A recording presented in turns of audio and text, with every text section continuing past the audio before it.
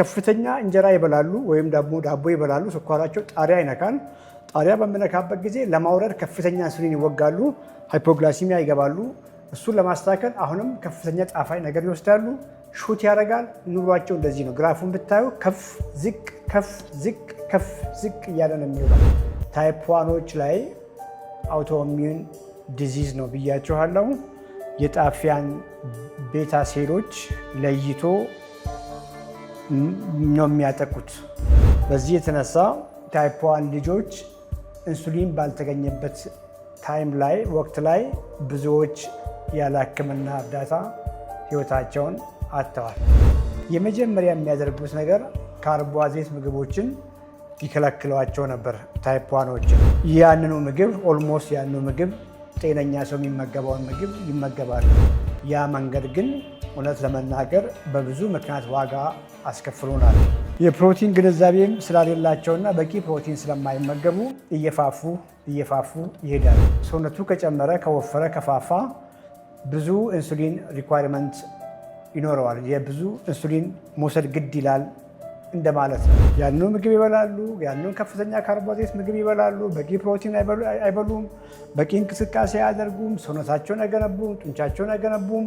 በዚህ የተነሳ ቦርጫቸው እየጨመረ ለዚያም ደግሞ ስኳራቸውን ለመቆጣጠር ከባድ ስለሚሆን ብዙ መርፌ ብዙ ኢንሱሊን ዶዝ ላይ እየሆኑ ይሄዱና በአጭር ጊዜ ውስጥ እድሜያቸው 30 40 እንደዚህ በወጣትነታቸው በሚባል እድሜ ውስጥ ኦርጋን ዲስፋንክሽን ኢንድ ኦርጋን ዲስፋንክሽን ይመጣል። እነዚህ ልጆች የብዙ ኢንሱሊን ዶዝ እየተጨመረላቸው አይሄዱም ማለት ነው። ከፍ ያለ ስኳር፣ በጣም ከፍተኛ፣ በጣም ዝቅተኛ የሚሆነው ስኳር ይረጋጋል። የሚበሉት ኳሊቲ ፕሮቲን ከአትክልቶች ጋር በመሆኑ ስኳር በአንዴ ከፍ አይልም። እሱን ለማስተካከል ከፍተኛ ኢንሱሊን ስለማይወስዱ ሃይፖግላሲሚያ ውስጥ አይገቡም። ለመገመትም አይቸገሩም ማለት ነው። ቦርጭ ሲቀንስ ኢንፍላሜሽን ይቀንሳል። ኦርጋን ላይ፣ ሊቨር ላይ፣ ጣፊያ ላይ ስቶር እያደረገ ያለ ፋት ኮምፕሊትሊ ይቀንሳል። ኢንሱሊን ሬዚስታንት ሆናችሁ የነበራችሁት በራሳችሁ ጊዜ እንግዲህ በምግብ ባመጣችሁት ሮንግ ምግብ በመመገብ ያመጣችሁት ኢንሱሊን ሬዚስታንስ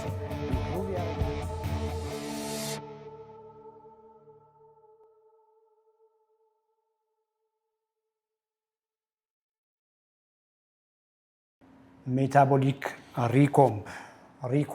ሪኮምፖዚሽን ከሚል የመጣ ነው። ሰዎች ሮንግ መንገድ ተከትለው በልጅነት በጉርምስና በወጣትነት የነበረውን ሰውነታቸውን አጥተው በተቃራኒ ፋቲ ይሆናሉ፣ ቦርጫም ይሆናሉ።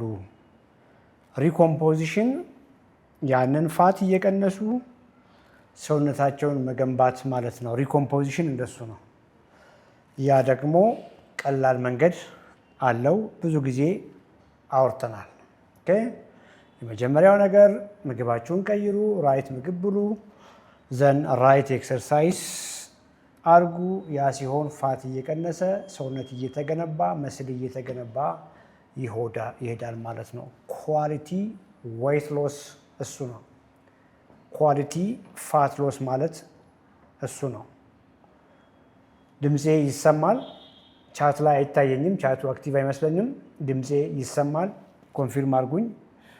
ዩቲዩብም ላይ ቲክቶክም ላይ ድምፄ ይሰማል። ኮንፊርም አርጉኝ።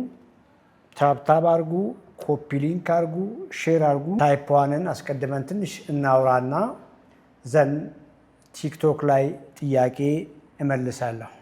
ጉድ ሰሞኑን 2 ቀን በዚህ ሳምንት ላይ ዩቲዩብ ላይ ገብተናል። ዩቲዩብ ላይ ቆንጆ ጊዜ ነበረን። ቲክቶክ ላይ ሆናችሁ ዩቲዩብ ላይ ያልገባችሁ ሰዎች ዩቲዩብ ላይ ግቡና እንዳያመልጣችሁ። ቢኮዝ ከዚህ በኋላ ፍሪከንትሊ ቶሎ ዩቲዩብ ላይ ስለመንገባ ቲክቶክ ላይ ያላችሁ ሰዎች ዩቲዩብም ላይ ሰብስክራይብ አድርጉ። ያ ሲሆን ሁለቱም ሴሽን አያመልጣችሁም ማለት ነው። ታይፕ ዋን ላይ እናውራለን። ታይፕ ዋን የሚባለው የስኳር አይነት በተለምዶ አንደኛው አይነት የስኳር ህመም የሚባለው ብዙ ጊዜ ጣፊያችን ኢንሱሊን ማምረት ሳይችል ሲቀር ነው። አውቶሚዩን ነው። አውቶሚዩን ማለት የሰውነታችን ሴሎች ኢሚዩን ሴሎቻችን የራሳችንን ሰውነት ከአደጋ ከፎሬን ኢንቬደርስ ከውጭ ከመጣ ጠላት ሊታደጉን የተፈጠሩ ሴሎች ሌላ ጊዜም በዲቴል በምናወራው ምክንያት እና እስካሁንም ግልጽ ባልሆነ ምክንያት የራሳችንን ሴሎች ሲያጠቁ ሲጎዱ ማለት ነው። ታይፕ ዋኖች ላይ አውቶሚዩን ዲዚዝ ነው ብያችኋለሁ። የጣፊያን ቤታ ሴሎች ለይቶ ነው የሚያጠቁት። በዛ የተነሳ ቤታ ሴል ዲስፈንክሽን ይሆናል ማለት ነው። ኖርማሊ ኢንሱሊን ማምረት የሚገባው ጣንፊያ ኢንሱሊን ሳያመርት ይቀራል። በዚህ የተነሳ ታይፕ ዋን ልጆች ኢንሱሊን ባልተገኘበት ታይም ላይ ወቅት ላይ ብዙዎች ያለ ሕክምና እርዳታ ህይወታቸውን አጥተዋል። ኢንሱሊን ከመጣ በኋላ ከተገኘ በኋላ ትልቅ ዜና ነው የነበረው። እነዚህ ልጆች ሕክምና አግኝተው በአጭር ጊዜ ውስጥ ህይወታቸውን መታደግ ተችለዋል። ሆኖም እስካሁን ከኢንሱሊን በፊት ባይዘዌ ኢንሱሊን ከመገኘቱ በፊት የታይፕ ዋን ሕክምናም በዚያን ጊዜ የነበሩ ሐኪሞች ምንም ኢንሱሊን ባልነበረበት ጊዜ እንኳን የመጀመሪያ የሚያደርጉት ነገር ካርቦሃይድሬት ምግቦችን ይከለክሏቸው ነበር ታይፕ ዋኖችን። ይሄ ከረዥም ዓመታት በፊት የነበረ ታሪክ ነው የምነግራቸው እና ኢንሱሊን ከመገኘቱ በፊት ከ1920ዎቹ በፊት ታይፕ ዋን የነበሩ ልጆች እንዴት ነበር እንደው እድሜያቸውን ለማቆየት ምን ያደርጉ ነበር ብላችሁ ታሪክ ስታነቡ ካርቦሃይድሬት ምግቦችን እንዲያቆሙ ያደርጓቸዋል። ለረዥም ጊዜ እንዲጾሙ ያደርጓቸዋል። በዛ የተነሳ እነዚያ ልጆች የተወሰነ ጊዜ እድሜያቸውን ማስቀጠል ይቻል ነበር። ኢንሱሊን ከመጣ በኋላ ሙሉ በሙሉ በሚባል ደረጃ ያ ችግር ተቀረፈ። ኢንሱሊን ይወጋሉ። ክፍተት የነበረው ብያችሁ ያልኩት በኋላ ላይ መጨረሻ ላይ ለማብራራት ሞክራለሁ። እነዚህ ልጆች ኢንሱሊን ይወጋሉ። ያንኑ ምግብ ኦልሞስት ያንኑ ምግብ ጤነኛ ሰው የሚመገበውን ምግብ ይመገባሉ። ምናልባትም ነጭ ጤፍ እንጀራን በቀይ ጤፍ ተኩ፣ ስንዴ ዳቦን በገብስ ዳቦ ተኩ ይባላሉ። ኢቭን በርዝዴም ላይ ኬክ መብላት ሲፈልጉ ይብሉ፣ ግን ኢንሱሊናቸውን ያስተካክሉ ነው የሚለውና ያ መንገድ ግን እውነት ለመናገር በብዙ ምክንያት ዋጋ አስከፍሎናል።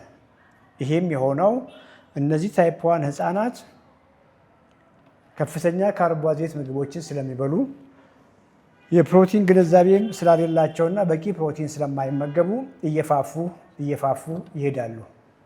ማንኛውም ሰው ሰውነቱ ከጨመረ፣ ከወፈረ፣ ከፋፋ ብዙ ኢንሱሊን ሪኳይርመንት ይኖረዋል። የብዙ ኢንሱሊን መውሰድ ግድ ይላል እንደማለት ነው። በዛ የተነሳ እነዚህ ልጆች በትንሽ የኢንሱሊን ዶዝ ጀምረው ብዙ ኢንሱሊን ይጨመርላቸዋል። በጣም ብዙ ኢንሱሊን ዶዝ እየጨመረ እነሱ ይፋፋሉ።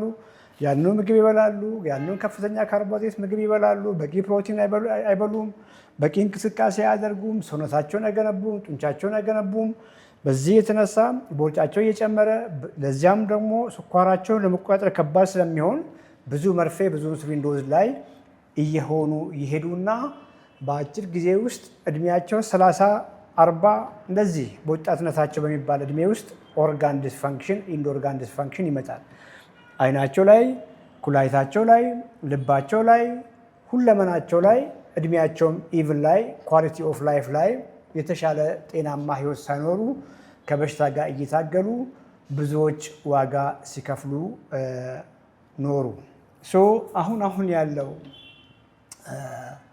ከረንት እሳቤ ታይፕ ዋን ህፃናቶችንም ምግባቸውን በመቀየር ሄልዚ ላይፍ ስታይል እንዲኖሩ በማድረግ የምግባቸውን የካርቦሃይድሬት መጠን በመቀነስ ሪፋይንድ የሆኑ ካርቦሃይድሬቶችን ከከፍተኛ ዱቄት የሚሰሩ ካርቦሃይድሬቶችን ከከፍተኛ ዘይት የሚሰሩ ወጣወጥ ምግቦችን በሄልዚ ፋት በመቀየር የፕሮቲን መጠናቸውን ከፍና ኦፕቲማል በቂ በማድረግ በዚያው ልክ ደግሞ ሰውነታቸውን እንዲገነቡ ኢንካሬጅ በማድረግ የስኳር ቁጥጥራቸው ስኳር ከሌለባቸው ታይፕ 1 ስኳር ከሌለባቸው እድሜ እኩዮቻቸው ጋር እኩል ማድረግ እየተቻለ ነው።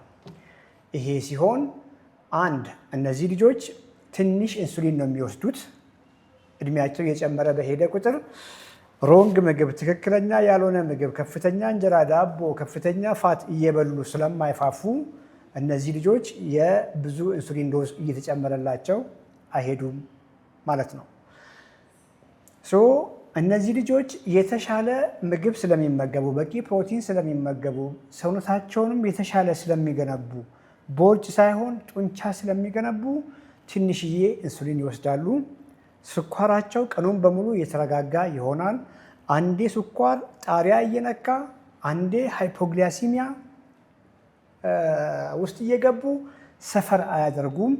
ብዙ ጊዜም ከዚህ ጋር በተያያዘ ስኳር አንዴ ከፍ አንዴ ዝቅ እያለ ዶዛቸውን አጀስት ማድረግ ስለሚያስቸግር ወይ በሃይፖግላሲሚያ ወይ በዲኬኤ ሆስፒታል የመተኛት እድላቸው አነስተኛ ይሆናል። እነዚህ ልጆች ቅድም እንዳልኳችሁ ስኳር አንዴ ከፍ አንዴ ዝቅ እያለ ሲውል ግላይሴሚክ ቫሪያቢሊቲ የምንለው ነገር አለ። ስኳር ሁልጊዜ ስቲዲ ቢሆን ዜሮ ለጥ ያለ ስኳር የማንም ሰው አይሆንም፣ ግን ልዩነቱ መጠነኛ ሲሆን ከፍታውም ዝቅታውም መጠነኛ ሲሆን ጤናማ ይባላል። እነዚህ ልጆች ከፍተኛ እንጀራ ይበላሉ ወይም ደግሞ ዳቦ ይበላሉ፣ ስኳራቸው ጣሪያ ይነካል። ጣሪያ በሚነካበት ጊዜ ለማውረድ ከፍተኛ ኢንሱሊን ይወጋሉ፣ ሃይፖግላሲሚያ ይገባሉ። እሱን ለማስተካከል አሁንም ከፍተኛ ጣፋጭ ነገር ይወስዳሉ፣ ሹት ያደርጋል። ኑሯቸው እንደዚህ ነው። ግራፉን ብታዩ ከፍ ዝቅ ከፍ ዝቅ ከፍ ዝቅ እያለ ነው የሚውለው። በዚህም የተነሳ ኢንድ ኦርጋን ዳሜጅ ፋስተር ነው የሚሆነው ነው እያልኳችሁ ያለሁት።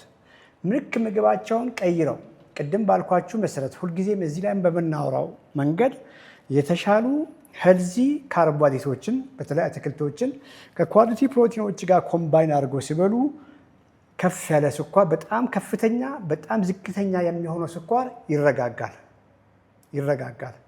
ስለዚህ ስኳራቸው በጣም ከፍ ስለማይል ከፍተኛ ኢንሱሊን እየወሰዱ ሃይፖግላሲሚያ ውስጥ አይገቡም ማለት ነው።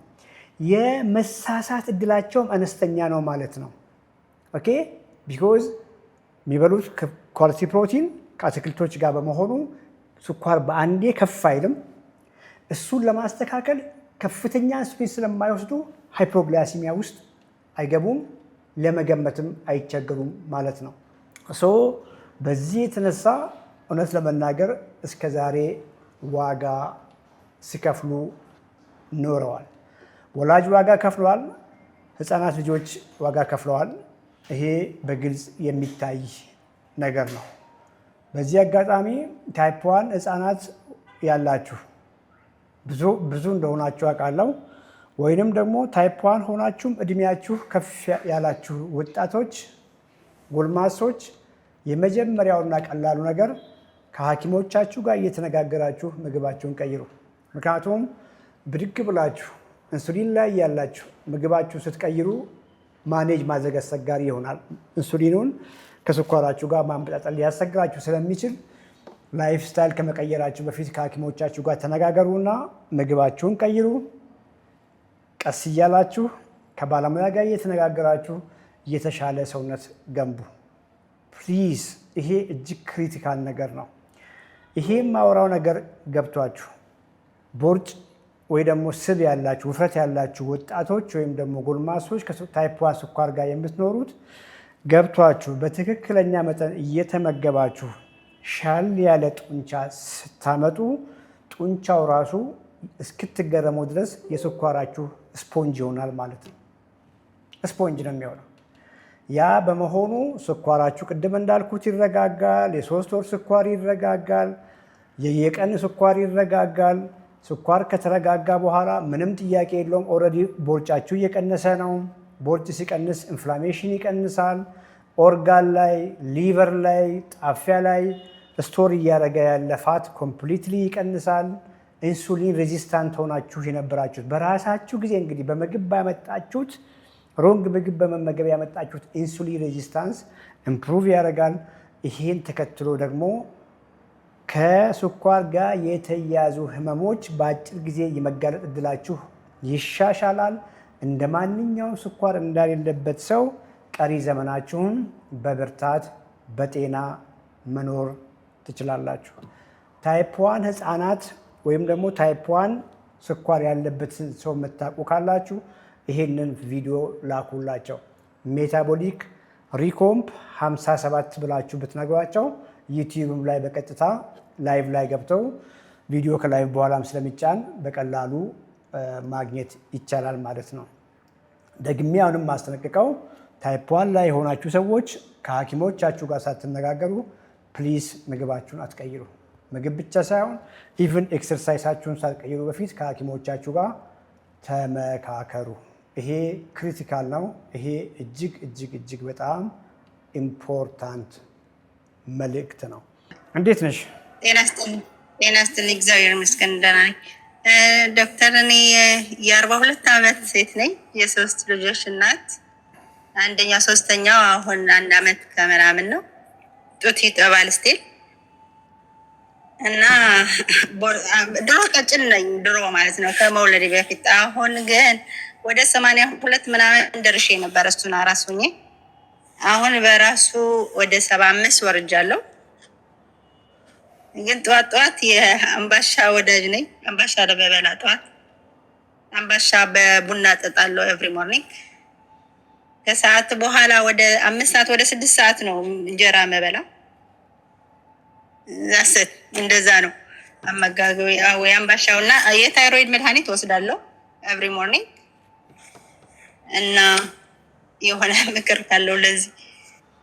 ቁመትሽ ስንት ነው? 163 163 ስንት መሆን ያለብሽ ይመስልሻል? ወደ 60 አይደለም። ላስት 3 ዓመት በፊት ወደ 63 በዳይት ነው ምግብ ቀንሼ ወደ 63 ወርጄ ነበረ። ጎረምሳ ሆነሽ በ20 ዓመት እድሜሽ አካባቢ ስንት ነበርሽ? በ20 ዓመት ወደ 59 ወደ 55 ነበርኩ። ወደ 59 ሆነ በኋላ ወደ 30። ስለዚህ ሰውነትሽ እሱ ነው ማለት ነው። እሺ ሰውነትሽ እሱ ነው። ገብቶሻል? ያ ማለት ኦልሞስት ወደ 25 ኪሎ ግራም ደግሞ ከብዙ አምባሻ፣ ከብዙ እንጀራ፣ ከብዙ ዘይት፣ ከብዙ ቅቤ ካለመንቀሳቀስ፣ ሰውነት ካለመገንባት የመጣ ነው ማለት ነው። አየሽ፣ አሁን እድሜሽም 42 ዓመት ነው። ከዚህ እድሜ በኋላ ደግሞ ሆርሞኖች ይቀንሳሉ። አሁን ፔሪሜኖፖዛል ላይ ነው ያለሽው። ሆርሞኖች ይቀንሳሉ። ሆርሞኖች፣ የሴት ልጅ ሆርሞኖች አሉ። እነዛ ሆርሞኖች ሲቀንሱ አሁን ካላስተካከልሽው ሰውነትሽን ነገ ይሄንን 25 ኪሎ ግራም ፋት መቀነስ ከባድ ነው የሚሆነው። አምባሻ ደስ ይላል፣ እጅግ ደስ። ሽታዋን ሁሉ ወደዋለሁ። የአምባሻን ሽታ የምሬን እኮ ነው፣ የምሬን ነው። በጣም ደስ ይላል። ምን ጥያቄ ያለ? ገብቶሻል? ሲረስ መሆን ይጠይቃል። ከዚህ በፊት በዳይት ነው የቀነስኩ ብለሽኛል። እንዴት ነበር የምትመገቢው ዛኔ? እንጀራ የምኖረው ውጭ ሀገር ነው እና የውጭ ሀገር እንጀራ ታውቃታለህ እንግዲህ በፒክቸር። የእሷን በሁለት ከፍዬ ቀንና ማታ በላት ነበረ በሰላጣ ምናምን አድርጌ። እቺን የእጄን መዳፍ የምታክለውን እንጀራ 2 ቦታ አካፍለሽ በሰላጣ ጠዋትና ማታ ትበይ ነበር። ታዲያ እሱ እኮ አሁን መቀነስ ሳይሆን ማለቅ በይው፣ እንዳለ ሰውነትሽ ነው የሚያልቀው በዚያ መንገድ አይደል? እውነት ነው። 10 ኪሎ ነበረ የቀነስኩት የዛኔ በ3 ወር ውስጥ እና ይኸውልሽ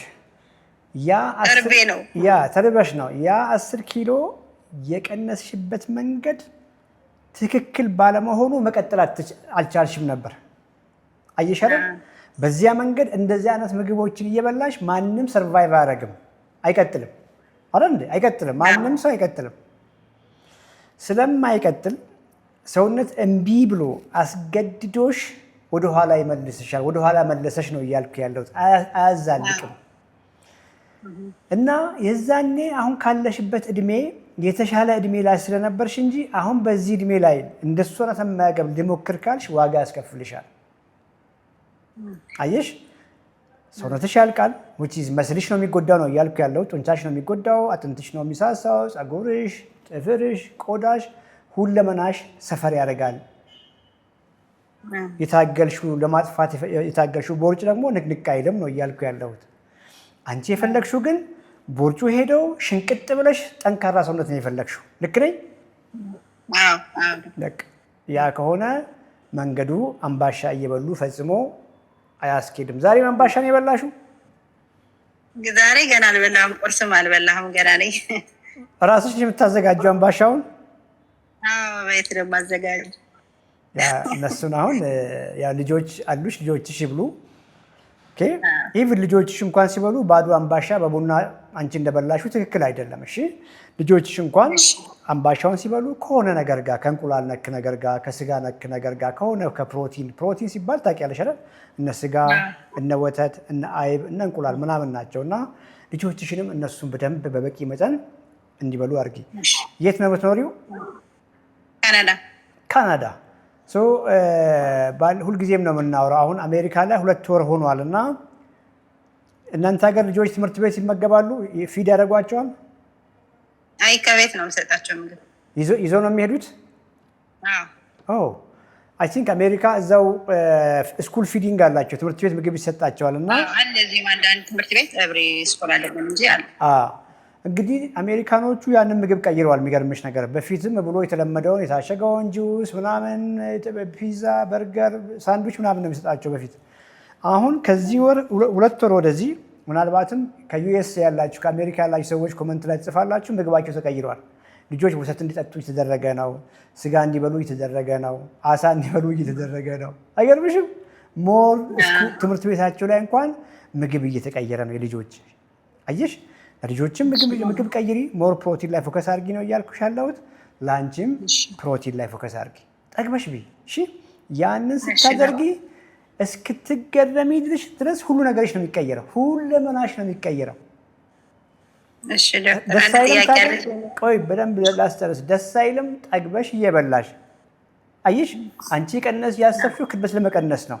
እያማረብሽ እየታደስሽ ጠንካራ ጤናማ እናት ትሆኛለሽ። አየሽ፣ የዛሬ 10 ዓመት እግዚአብሔር ፈቅዶ ሲኖር የዛሬ 20 ዓመትም ስትኖሪ ምን አይነት ሰው ነው መሆኑን የምትፈልጊ? ዛሬ ነው እሱን መስራት የምትችይው። አንደኛው ነገር ቅድም ያልኩሽ በቂ ፕሮቲን በመመገብ ነው። ሁለተኛው ነገር ቅድም ያልሽውን አምባሻ፣ ቅድም ያልሽውን እንጀራ ሙሉ በሙሉ በአትክልቶች መተካት ነው። ከጎን እንግዲህ አትክልት ብቻውን አይበላም፣ ምንም እንዳትሳሳች። በቂ ስጋ፣ በቂ አሳ፣ በቂ ቺክን፣ እነዚህን ከምን ጋር ከአትክልቶች ጋር አዋህደሽ ከጎን አድርገሽ መብላት። ቀስ እያልሽ ስፖርት መጀመር። ስፖርቱም ስትሰሪ ክብደት ላይ የጡንቻ ስፖርቶች አታውቂም? ጡንቻ የሚገነቡ የሚባሉ ክብደት ማንሳት ሲባል ሰምተሻል። እነሱ ላይ ፎከስ አድርጊ፣ ወክ አድርጊ፣ ጊዜ ስጩ ለሰውነትሽ። ሌላው ነገር ራሱ ይመጣል። እሺ ዶክተር፣ ጥያቄ ያለኝ ብለሽ ነበር? ጥያቄዋ አሁን እኔ የታይሮይድ መድኃኒት ወስዳለሁ እና አሁን በተለይ በጾም ጊዜ ሶያ ቢኖ ምናምን እንበላ ነበረ፣ ወይም ሶያ ደግሞ ከቡናም ጋር ጠጣ ነበረና የሆነ ቪዲዮ ቲክቶክ ላይ አይቼ ለታይሮይድ ያለበት እሱ ጥሩ አይደለም ሲባል ሰብቼ ሶያ ቢኖ እና ታይሮይድ ምንድን ነው የምትወጂው? ታይሮክሲን ነው የምትወጂው? ፒቲዩ ነው ይሄ ሱማ ምንድን ነው የምትባለው? ሃይፖ ነው የለው ነው የታይሮይድ ነበረ ማነስ ነው ያለብሽ? ሀይ ነበረ መጀመሪያ፣ አሁን ተስተካክለዋል፣ ግን መድኃኒት አልተቋረጠም። ላኪ አሁን የምታደርጊው ነገር ቴስቶች ካሉ በፊት ታይሮይድ ዲያግኖስ ሲያደርጉሽ ቴስቶች ካሉ የምትወስጂው መድኃኒት በውስጥ ላኪ። አይ ቲንክ ፍቅርም አለች ይመስለኛል፣ ያስገባችሽም እሷ ናት። ላኪልኝ። የመጨረሻ ነገር ልንገርሽና ትልቁ የሚጎዳሽ ነገር ይሄ ምግብ ለዚህ ነገር አይሆንም እየተባለ ሆረር፣ እሱን እንደ ሆረር እያሰብሽ ባዶ አምባሻ በቡና መጠጣትሽ ነው እየጎዳሽ የነበረው። ሰውነትሽን የነሳሹ ኳሊቲ ፕሮቲን። አሁን ጾመኛ ነሽ ይገባኛል፣ አሳላት በይትች ያለሽ ይገባኛል። እንዴት አድርጌ በቀን በቂ ፕሮቲን ላግኝ የሚለውን ነገር መልሽ። ጾም ወቅት ላይ የተሻሉ የፕሮቲን ሶርሶች ቅድም ያልሽው እነ ሶያ ናቸው፣ እነ ቶፉ ናቸው፣ እነ ቴምፔ ናቸው። እነሱን እንዴት አድርገሽ በቂ ታገኛለሽ የሚለውን ነገር እንነጋገራለን። ኤግዛክትሊ ግን ያለችበትን ማወቅ አለብን። መድኃኒቱን ማየት አለብን። ኤግዛክት ዲያግኖሲሽን ማየት ስላለብን ያንን ጊዜ ስጪን፣ ምንም ችግር የለውም። ዶክመንት ላኪ። ዶክተር በጣም አመሰግናለሁ ለሰጣችሁኝ እድል። መልካም